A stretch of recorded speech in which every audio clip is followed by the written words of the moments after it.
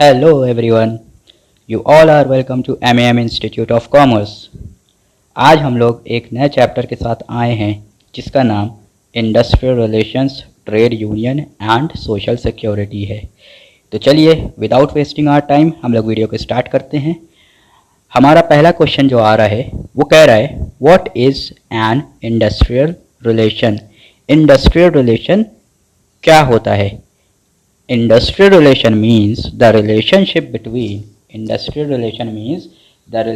between management and employees। किसके बीच के relationship की बात कर रहा है? मैनेजमेंट एंड इट्स एम्प्लॉयज और अमंग एम्प्लॉयज। ठीक है, यानी इंडस्ट्रियल रिलेशन का मतलब क्या है? मैनेजमेंट और उनके एम्प्लॉय का रिलेशनशिप कैसा है, प्लस एम्प्लॉयज़ का आपस में कैसा रिलेशनशिप है। ठीक, that grow out of employment. ये कैसे आता है, ये रिलेशनशिप कैसे ग्रो करता है? एम्प्लॉयमेंट के ज़रिए से। ठीक है, जब हम कहीं काम करते हैं तो मेरा वहाँ पे कोई ना कोई रिलेशनशिप क्रिएट होता हैगा। ठीक है सर, तो वहाँ पे सब हमारे कलीग्स होते हैं, हमारे सीनियर्स होते हैं, उनके साथ मेरा क्या रिलेशनशिप है, किस तरीके का रिलेशनशिप है, अच्छा है बुरा है, that is called an industrial relationship. ठीक है सर। अगला क्वेश्चन कहता है briefly define trade union. Trade union क्या होती है?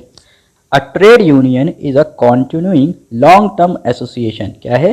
लॉन्ग टर्म एसोसिएशन है किसकी? Of employees. ठीक है, ये एम्प्लॉयज की एक एसोसिएशन होती है, formed and maintained for the specific purpose. किसके लिए बनाई जाती है? ये कोई स्पेसिफिक पर्पस के लिए बनाई जाती है। Of advancing and protecting the interest of members in their working relationships. यानी बेसिकली यहाँ पे मतलब ये होता है ट्रेड यूनियंस करती क्या है, जितने एम्प्लॉयज़ हैं वो एक ग्रुप बनाते हैं उसको ट्रेड यूनियन का। ठीक है, और वो ट्रेड यूनियन जो है अपने जो एम्प्लॉयज़ हैं, मतलब जो एग्जिस्टिंग एम्प्लॉयज़ हैं, जो मेंबर्स हैं उस ट्रेड यूनियन के, जो वहाँ काम कर रहे हैं ऑर्गेनाइजेशन में, उसके राइट्स को प्रोटेक्ट करती है। ठीक है, ट्रेड यूनियन उनके राइट्स को प्रोटेक्ट करती है, उनके इंटरेस्ट को हार्म नहीं होने देती है। जैसे फॉर एग्जांपल अगर कोई ऑर्गेनाइजेशन है, कोई अगेंस्ट में फैसला ले लेती है, कोई एम्प्लॉयज़ के अगेंस्ट में, एम्प्लॉय के इंटरेस्ट के अगेंस्ट में फैसला लेती है, तो उस केस में ट्रेड यूनियन वहाँ पे आती है, लॉकआउट्स करती है, स्ट्राइक करती है। क्यों? क्योंकि उसको उस एम्प्लॉय के हक को दिलवाना है। ठीक है, बेसिकली उनके जो राइट्स हैं एम्प्लॉय के, उनको प्रोटेक्ट करती है ट्रेड यूनियन आके। ठीक है, अगला क्वेश्चन आ रहा है डिफाइन सोशल सिक्योरिटी। तो social security means the securing of an income. किसको सिक्योर करना है? बेसिकली यहाँ पे हमें इनकम को। To take the place of earnings. क्या करेगी ये? उस टाइम पे ये टेक प्लेस करेगी अर्निंग्स की when they are interrupted by unemployment. कब? जब कोई चीज़ इंटरप्ट हो जाए, यानी अर्निंग क्या हो जाए? इंटरप्ट हो जाए, यानी इंसान कमा ना पाए। क्यों? ड्यू टू अनएम्प्लॉयमेंट, सिकनेस, बीमार हो गया, और एक्सीडेंट, हो सकता है उसका एक्सीडेंट हो जाए। To provide for the retirement through old age के टाइम पे।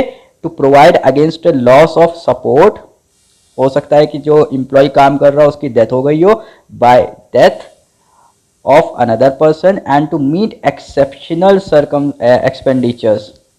ठीक है, कोई एक्सेप्शनल एक्सपेंडिचर आ गया कनेक्टेड विद बर्थ, डेथ और मैरिज। ठीक है, इन ऑल दीज केसेस क्या करता है? सोशल सिक्योरिटी हमको बेनिफिट पहुंचाता है और हमारी जो इनकम रुक गई है उसको कंटिन्यू करवा देता है। ठीक है, चलिए अगले क्वेश्चन की तरफ बढ़ते हैं। Define provident fund scheme. Provident fund scheme social security का पार्ट है सर। ठीक है, इसमें क्या होता है? Provident fund scheme is a scheme of central government. किसकी स्कीम है ये? Central government. In which every employee is entitled to become a member. सारे एम्प्लॉय क्या है? एंटाइटल है कि उनको मेंबर बनाया जाए after completing 3 months of continuous service. ये बड़ा इंपॉर्टेंट है, कितने महीने की सर्विस कम से कम होनी चाहिए? मिनिमम 3 महीने की कॉन्टिन्यूस सर्विस उन्होंने करी होगी, तभी उनको जो है मेंबरशिप मिलेगी। ठीक है, प्रोविडेंट फंड स्कीम में the employee and employer contribute, the employee and employer both contribute every month 10% of their basic wages. यानी जो बेसिक पे होता है ना, उसका 10% इन दोनों को जो है वहाँ पे कंट्रीब्यूट करना पड़ेगा। The accumulated amount is payable on the retirement, death और at the time of leaving the service. इन 3 सिचुएशन में ये प्रोविडेंट फंड अपना विड्रॉ कर सकते हैं, एक तो रिटायरमेंट के टाइम पे, दूसरा डेथ के टाइम पे और तीसरा जब सर्विस वो छोड़ रहे हो। ठीक है, चलिए अगले क्वेश्चन की तरफ बढ़ते हैं। अगला क्वेश्चन क्या कहता है, define gratuity. Gratuity is also a part of social security scheme. ठीक है, gratuity is a terminal benefit. क्या है, एक terminal benefit to a worker when he leaves employment. ठीक, जब वो एम्प्लॉयमेंट छोड़ता है तो उसको क्या मिलती है, ग्रेच्युटी मिलती है। Gratuity was an ex gratia और voluntary payment made by an employer to his employee who retired after a long and dedicated service. ठीक है, ये एक वॉलंटरी पेमेंट होता है। कौन देता है सर, एम्प्लॉयर देता है। किसको देता है, एम्प्लॉय को देता है, क्योंकि उसने एक लॉन्ग टर्म सर्विस देने के बाद वहां से अपने आप को रिटायरमेंट दिया। ठीक, it means to protect the employee against the risk of old age. ठीक, अब वो बेचारे ने इतने साल जिंदगी के अपने वहां दे दिए उस ऑर्गेनाइजेशन को। ठीक है, अब वो ओल्ड एज की सिचुएशन में आ चुका है तो अब वो काम तो कर नहीं पाएगा। ठीक है, तो उसको जो है क्या दिया जाता है, ग्रेच्युटी प्रोवाइड करी जाती है बाय एम्प्लॉयर। ठीक है, ताकि वो अपने खर्चों को किसी तरह से मैनेज कर ले। ठीक है सर, की तरफ बढ़ते हैं। कहता है डिफाइन पेंशन। पेंशन भी सोशल सिक्योरिटी स्कीम का पार्ट है। Pension scheme was launched by the government of India. किसने लॉन्च की थी, गवर्नमेंट ऑफ इंडिया ने, with the objective of providing long term recurring financial assistance. यानी पेंशन जो होती है रिकरिंग नेचर की होती है, हर महीने आपके अकाउंट में आती रहती है, assistance to the employees after the retirement. ठीक, रिटायरमेंट हो जाती है उसके बाद क्या होता है, पेंशन आती है, हर महीने आती है। ठीक है, and to his family in case of premature death. अगर फॉर एग्जाम्पल जो एम्प्लॉय है वो मर जाता है, ठीक है, इन दैट केस तो फिर उसकी फैमिली को वो पेंशन प्रोवाइड करी जाती है ताकि वो लोग अपना खर्चा चला लें। ठीक है सर, फिर अगला क्वेश्चन आता है, what is a group insurance. तो ये भी सोशल सिक्योरिटी पार्ट है, सोशल सिक्योरिटी स्कीम का पार्ट है। कहता है a group insurance is a scheme which provides insurance cover on the lives of several persons under one insurance policy or contract। ठीक, हम इसमें क्या करते हैं, अलग अलग एक एक इंडिविजुअल इंश्योरेंस ना लेके एक साथ सारे लोगों का इंश्योरेंस ले लेते हैं। It is generally provided to the employees working under one employer. ठीक है, जैसे मेरे अंडर में 10 लोग काम कर रहे थे। ठीक है, हमने इन 10 का अलग अलग इंश्योरेंस ना करवा के क्या किया, हमने एक इंश्योरेंस ले लिया, that is called group insurance, और उन 10 को उसमें कवर अप कर लिया। The insurance on each life is however independent of that of the other lifes. लेकिन यहाँ पे जो लाइफ है ना वो हर एक की इंडिपेंडेंट ही मानी जाएगी, एक नहीं मान ली जाएगी। हमने सबका ग्रुप इंश्योरेंस करवा लिया, इट डज नॉट मीन कि जब किसी एक की जो है दिक्कत हो गई है तो उसको हम इंश्योरेंस क्लेम नहीं दिलवा सकते, नहीं, उसको हम दिलवा सकते हैं आराम से। चलिए सर, हम लोग अगले क्वेश्चन की तरफ बढ़ते हैं। क्या कहता है, explain the concept of maternity benefit. कहता है maternity benefits act 1961 has been implemented to regulate the employment of women. किसकी एम्प्लॉयमेंट को, वोमेन की एम्प्लॉयमेंट को रेगुलेट करेंगे in certain establishment for certain specified period before and after child birth. ठीक है, आप लोग को पता है कि जब बर्थ होती है उसके पहले और उसके बाद थोड़ा सा उन लोगों को टाइम पीरियड चाहिए होता है टू लुक आफ्टर देम। ठीक, and also provide for the payment of maternity benefit to the worker, women worker. ठीक है, उनको जो है पेमेंट भी प्रोवाइड किया जाता है by the employer for that benefit. ठीक, the act also provide certain benefit in case of miscarriage, premature birth और illness arising out of pregnancy. ठीक है, इन दीज केसेस ये सारी चीज़ें एम्प्लॉयर के ऊपर बाउंडेशन होती है कि वो अपनी वुमेन एम्प्लॉय को प्रोवाइड करे इन सच सिचुएशन जब उनकी प्रेगनेंसी होती है। ठीक है सर, अगला क्वेश्चन क्या कहता है, what is national pension scheme. ये भी सोशल सिक्योरिटी स्कीम का पार्ट है। कहता है government of India has made national pension scheme mandatory for all the central government employees. यहाँ पे मैंडेटरी किसके लिए है?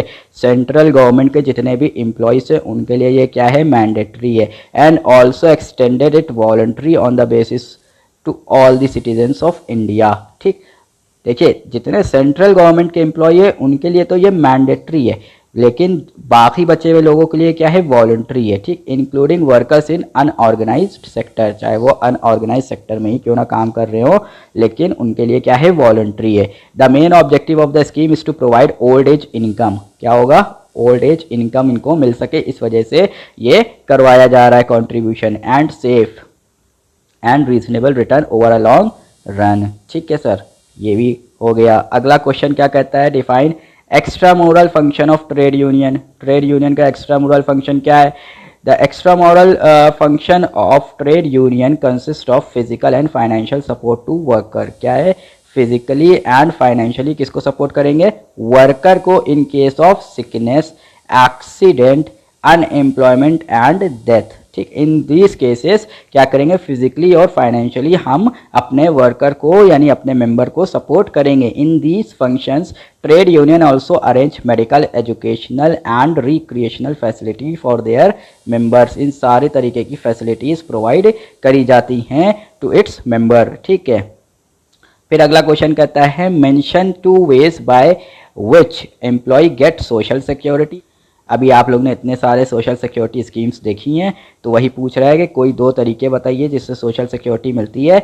तो ये पहला कहता है an employee is entitle to pension after his retirement until death. ठीक, या तो डेथ जब तक की होगी उसकी, उसको क्या मिलेगी? पेंशन मिलती रहे। At a time of retirement employee is paid gratuity. ठीक है, तो उसको क्या मिल जाए? ग्रेच्युटी मिल जाए। तो इन ये दोनों तरीके से उसको क्या मिल रही है? एक सोशल सिक्योरिटी मिल रही है। चलिए सर अगले क्वेश्चन की तरफ बढ़ते हैं हम लोग।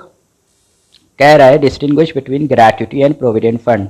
ग्रेच्युटी और प्रोविडेंट फंड में क्या डिफरेंसेस पाए जाते हैं? In case of gratuity employee make no contribution. ठीक है, ग्रेच्युटी में क्या होता है? एम्प्लॉय जो होता है ना वो कोई कंट्रीब्यूशन नहीं करता है। ठीक, provident fund, in case of provident fund both employee and employer make contribution. यहाँ पे क्या है? दोनों लोग को कंट्रीब्यूट करना पड़ता है। Gratuity is payable only eight the time of retirement. ठीक, ग्रेच्युटी कब मिलती है? रिटायरमेंट के टाइम पे ही मिलती है।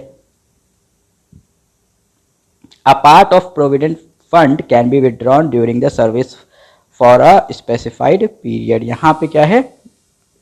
रिटायरमेंट वाली कंडीशन नहीं है, आप विड्रॉ कर सकते हैं। ठीक है सर, चलिए अगले क्वेश्चन की तरफ बढ़ते हैं। क्या कहता है? Explain the objectives of industrial relations. ठीक है, इंडस्ट्रियल रिलेशन के कोई 5 ऑब्जेक्टिव क्या हैं? पहला, to develop and maintain relation between management and labour which is essential for higher productivity. ठीक है, तो क्या करेगा? सबसे पहले मेंटेन करेगा रिलेशनशिप्स किसके बीच में? मैनेजमेंट एंड इट्स लेबर यानी एम्प्लॉय के बीच में। क्यों सर? अगर रिलेशंस अच्छे होंगे तो फिर दोनों लोग मिलके काम करेंगे, और जब दोनों लोग मिलके काम करेंगे तो खुशी से काम करेंगे तो उनकी जो एफिशिएंसी होगी ना वो भी ज़्यादा होगी। ठीक है, लोग एक दूसरे को समझ रहे हैं, एक दूसरे को साथ दे रहे हैं। ठीक, इन दैट केस एफिशिएंसी क्या हो जाती है? इंक्रीज़ हो जाती है। लेकिन अगर रिलेशनशिप अच्छा नहीं होगा, आपस में झगड़े ही होते रहेंगे, तो फिर एफिशिएंसी भी क्या होगी? डाउन होगी, और प्रोडक्टिविटी फिर डाउन हो जाएगी। और अगर एफिशिएंसी ज़्यादा होगी तो प्रोडक्टिविटी भी ज़्यादा होगी। फिर कहता है to safeguard the interest of labour as well as management. हमें इंटरेस्ट बचाना है, सिर्फ लेबर का नहीं बचाना है बल्कि मैनेजमेंट का भी तो इंटरेस्ट होता है सर, उनको भी तो बचाना है। By securing highest level of mutual understanding. क्या? म्यूचुअल अंडरस्टैंडिंग एंड गुडविल, आपस में समझौता रहे। ठीक, कोई झगड़ा ना हो, फसाद ना हो आपस में। फिर कहता है to avoid all forms of conflicts. ठीक, जितने भी तरह के कॉन्फ्लिक्ट हो रहे हैं वो सबको क्या करेंगे? हम अवॉइड करेंगे। टू इंश्योर इंडस्ट्रियल पीस, क्या हो? शांति बनी रहे। By providing better working and living standards. ठीक, अच्छा स्टैंडर्ड उन लोग को प्रोवाइड करेंगे। To raise the productivity in an era of full employment by reducing the tendency of higher labour turnover and absenteeism. क्या करेंगे? प्रोडक्टिविटी को बढ़ाएंगे। किस टाइम पे बढ़ाएंगे? जब पूरी तरह से फुल्ली एम्प्लॉयड है। ठीक, फुल एम्प्लॉयमेंट का एरा चल रहा है, हमने उसमें प्रोडक्टिविटी को बढ़ाना है। कैसे बढ़ाएंगे? बाय रिड्यूसिंग द टेंडेंसी, किसको कम कर देंगे? Tendency of higher labour turnover, higher labour turnover and absenteeism, यानी एब्सेंट जो होते हैं ना लोग, उनको एब्सेंट होना कम करवा देंगे। प्लस लेबर टर्नओवर मैं आपको बता चुका हूँ क्या होता है। लेबर टर्नओवर मीन्स जब एम्प्लॉय ऑर्गेनाइजेशन को छोड़ के जाना शुरू करते हैं तो जितने ज़्यादा एम्प्लॉय छोड़ के जाते हैं उसको कहा जाता है लेबर टर्नओवर। अगर ज़्यादा एम्प्लॉय छोड़ के जा रहे हैं ऑर्गेनाइजेशन को तो ज़्यादा है लेबर टर्नओवर, और अगर कम छोड़ के जा रहे हैं तो लेबर टर्नओवर कम है, ठीक है। फिर to bring about government control over such industrial units which are running at losses for protecting employment, ठीक है। यहाँ पे क्या करेंगे? गवर्नमेंट क्या करेगी? कंट्रोल कर लेगी कौन सी इंडस्ट्रीज़ को? वो इंडस्ट्रीज़ जो लॉस में हैंगी, ताकि हम क्या कर सके, गवर्नमेंट क्या कर सके, उनके जो एम्प्लॉय हैं उनको प्रोटेक्ट कर सके, उनकी एम्प्लॉयमेंट को प्रोटेक्ट कर सके। ये था ऑब्जेक्टिव ऑफ इंडस्ट्रियल रिलेशन। चलिए हम लोग अगले क्वेश्चन की तरफ बढ़ते हैं। ये लास्ट क्वेश्चन है हमारे इस चैप्टर का और आपकी जहमत तमाम, ठीक है सर। चलिए क्या कहता है? Explain any 5 functions of trade union. तो कोई 5 फंक्शन पूछ रहा है ट्रेड यूनियन का। पहला कहता है protection, trade union safeguard worker against all sorts of exploitation, जितने भी तरह के एक्सप्लॉयटेशन किए जाते हैं एम्प्लॉयज़ के साथ उसको बाय एम्प्लॉयर, उसको क्या करता है? प्रोटेक्ट करता है trade union. And political parties भी इसमें पार्टिसिपेट करती है एक्सप्लॉयटेशन में।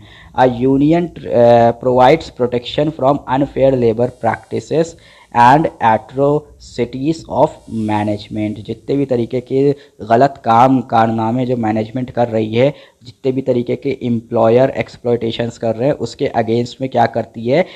ट्रेड यूनियन प्रोटेक्शन प्रोवाइड करती है अपने मेंबर्स को, ठीक है। फिर कहता है proper standard of living, union attempt to secure for worker fair wages, ठीक है, proper working conditions and welfare facilities like health, housing facilities, recreational and social security to insure desirable living standard, ठीक है। तो अगर अच्छे तनख्वाह मिलेगी, सही तनख्वाह मिलेगी, अच्छी कंडीशंस मिल जाएंगी वर्किंग की, तब तो फिर उनका स्टैंडर्ड बढ़ जाएगा ना।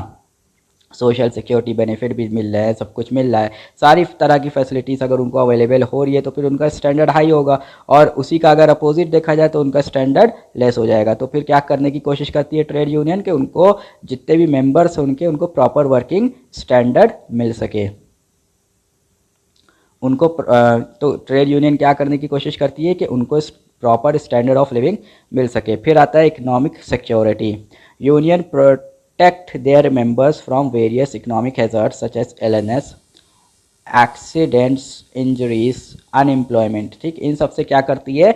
बचाने की कोशिश करती है। दे सिक्योर कंपनसेशन फ्रॉम एम्प्लॉयर्स, ठीक है, कंपनसेशन लेती है एम्प्लॉयर से और फिर वो अपने मेंबर को देती है। फिर क्या कहती है अगला पॉइंट कि self expression, union serve as a medium through which worker can express their grievances, ठीक। अपनी कोई भी शिकायत होती है तो मेंबर्स क्या करते हैं? यूनियन के थ्रू ही वो अपने ग्रीवियंसेस को रेस करते हैं। एंड सजेशंस टू एम्प्लॉयर्स, और कोई अगर सजेशन देना होता है कि ये चीज़ नहीं होनी चाहिए, इसको इस तरीके से करना चाहिए, तो वो भी किसके थ्रू करते हैं? ट्रेड यूनियन के थ्रू करते हैं। फिर अगला आता है protest, union organise demonstration, strikes and other forms of protest to press the demand of the worker, ठीक है। अगर कोई डिमांड है वर्कर की तो उसको पूरा करवाने के लिए ये सारे काम करते हैं, ठीक। फिर अगला आता है representation, trade union represent working class in various national and international forum, हर जगह पे ये आप जो है जितने भी वर्किंग क्लास है उसको रिप्रेजेंट करते हैं, ठीक है। फिर आता है वेलफेयर एंड रिक्रिएशनल,